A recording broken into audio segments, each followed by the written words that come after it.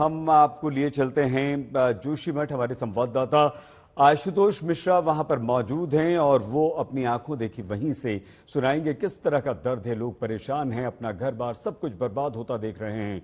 Over to you आशु।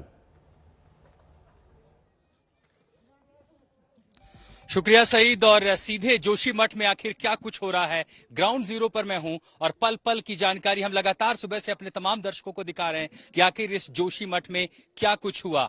वो जगह जिसे शंकराचार्य ने धर्म संस्कृति परंपरा को आगे बढ़ाने के लिए बसाया था, दशकों के बाद यहां पर पीढ़ियां रहती चली आई और उसके बाद विकास परियोजनाएं शुरू हुई। लेकिन एक समय ऐसा आता है कि आज ये जोशीमठ उजड़ने के कगार पर है। सीधी तस्वीरें मेरे पीछे हम आपको दिखा रहे हैं। ये वो जोशीमठ का इलाका जहां से दरारों की शुरुआत हुई। शहर के अंदर आप जब 500 मीटर घुसते हैं तो उसके बाद का ये इलाका लगभग 50 मीटर लंबा, जहां पूरा का पूरा पहाड़ अपनी जगह से खिसक रहा है, दरक रहा है। यहां जो कुछ भी आप देख पा रहे हैं, अब आगे जो है एसडीआरएफ के कर्मचारी हैं, पुलिस के कर्मचारी हैं, सीबीआरआई की जो एक टीम है वो यहां पर पहुंची है मुआयना करने के लिए, ये समझने के लिए कि जो ढांचा है ये वो ठीक दो होटल माउंट व्यू और उसके आगे होटल मलारी, ये वो दो होटल हैं जो अपनी जगह से न सिर्फ खिसके हैं बल्कि वो पीछे की तरफ मुड़ चुके हैं। और ठीक मेरे पीछे यहां से वो शुरुआत होती है जोशीमठ में। औली के नीचे पहाड़ का ये पूरा हिस्सा जो खिसक रहा है और एक के बाद एक लगभग 600 मकान ऐसे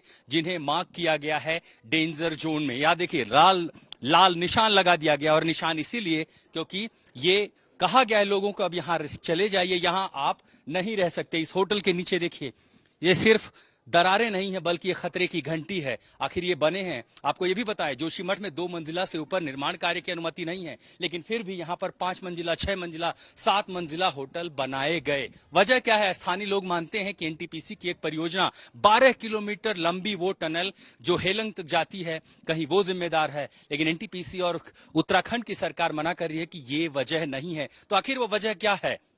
हम 6000 फीट की ऊंचाई पर हैं और यहां पर वो घर दरक रहे हैं, लेकिन इससे नीचे जब आप जाते हैं लगभग 2 किलोमीटर और आगे तो वो गांव है जहां गांव के घरों में से दरारों से पानी निकल रहा है और वो एक अपने आप में रहस्य बना हुआ है। एक बार फिर तस्वीरें दिखाते हैं।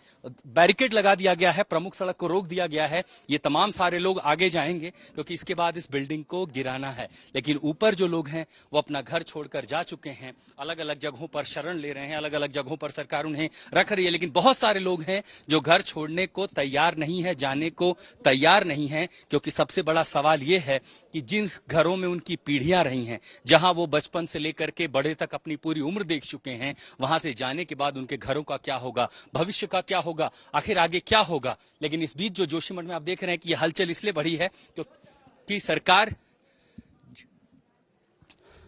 और सीधे जो आप देख रहे हैं यहां पर एक्शन जो है वो कभी भी शुरू हो सकता है।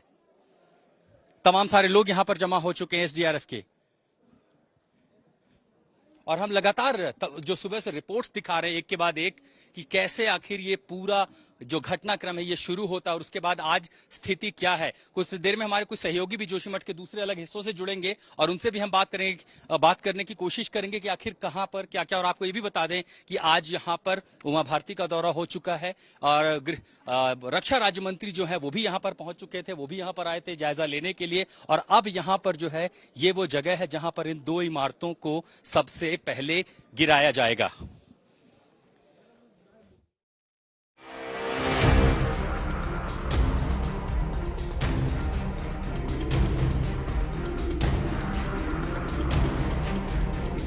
आप लोग तुरंत इस जगह को छोड़ दें।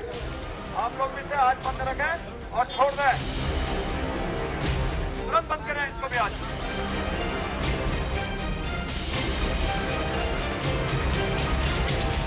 जब जमीन में दरारें आ गईं तो इंसानों को इस बस्ती को खाली करना जरूरी हो गया।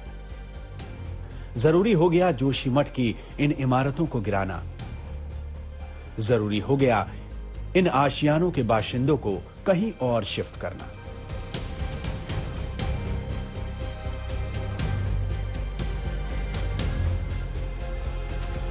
जोशीमठ का वजूद खतरे में है।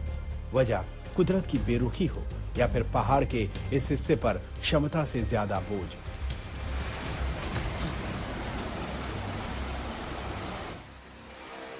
लेकिन अब जोशीमठ की सूरत बदलने वाली है। जोशीमठ में रहने वालों को इस संकट से उबारने की कोशिशें की जा रही हैं। कुदरत की ताकत से मुकाबला तो नहीं किया जा सकता, लेकिन यहां रहने वाले लोगों की हिफाजत की कवायद तेज हो गई है। छोड़ दें, आप लोग भी से आज बंद रखें। केंद्र की 2 टीमें जोशीमठ का दौरा कर चुकी हैं।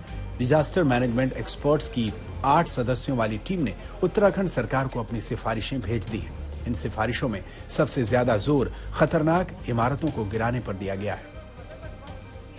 एक्सपर्ट कमेटी की सिफारिशों पर फौरन अमल शुरू हुआ और मंगलवार की सुबह से ही जोशीमठ में हलचल बढ़ गई।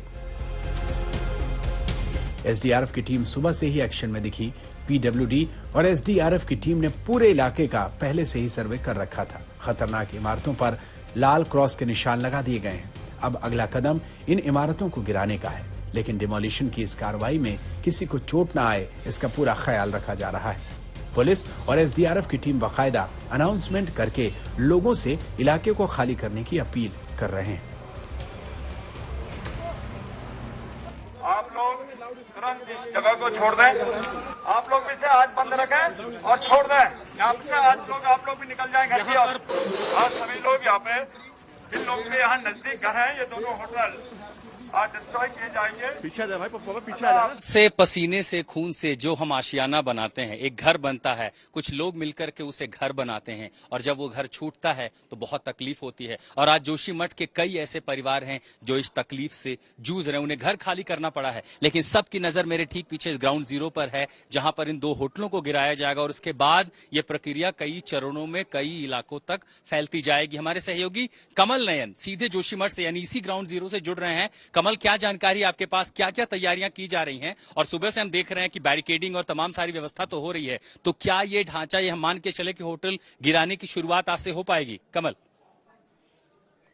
जी आशुतोष, यहाँ पे एक बार फिर से गहमा-गहमी बढ़ रही है। लोग यहाँ पे आते जा रहे हैं, हर कोई टूटते हुए जोशीमठ की जो ये पहली तस्वीर होगी जो तोड़ा जाएगा, उसे देखने के लिए यहाँ पे हर जगह से लोग आ रहे हैं, क्योंकि हर कोई इस समय जोशीमठ की ये तस्वीर, धंसी हुई तस्वीर से निराश दिखाई दे रहा है। जोशीमठ जिस तरह से लगातार दरारें बढ़ती जा रही है, वो हर किसी को सता रही है। ऐसे में पहली ये कार्रवाई होगी जो अब होने जा रही है। देखना होगा कब तक ये शुरू हो पाती है।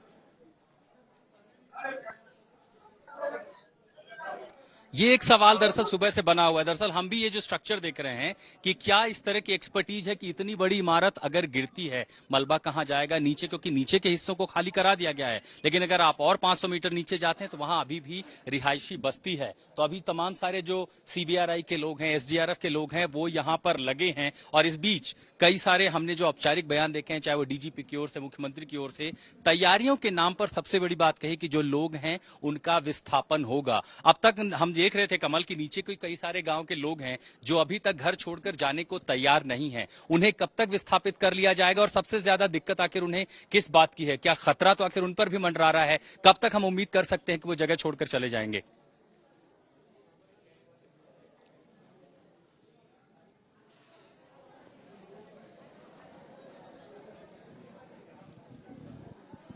कमल, आपको आवाज मिल रही है मेरी? और कमल, शायद कमल हमारे साथ नहीं है इस समय। हम आपको तस्वीरें सीधा दिखाते हैं कि ये एक सबसे बड़ी चुनौती ये है कि ये 600 परिवार जो इस पूरे टेरेन में, इस लैंडस्केप पे रहते थे, अब तक 86 परिवारों को यहां से हटाया जा चुका है। ये जो पूरी इमारत है इस होटल के ठीक सामने अगर आप देखेंगे तो इसे खाली करा लिया गया है। ऊपर कुछ लोग थे, कुछ महिलाओं से जहां हम बातचीत कर रहे थे, उन्होंने बताया कि बहुत पीड़ादायी था अपने घर को छोड़ना, अपने मकान को छोड़ना, लेकिन अब कोई रास्ता भी नहीं है। लेकिन बड़ी चुनौती ये है कि आखिर वो आगे जाए तो जाए कहां पे?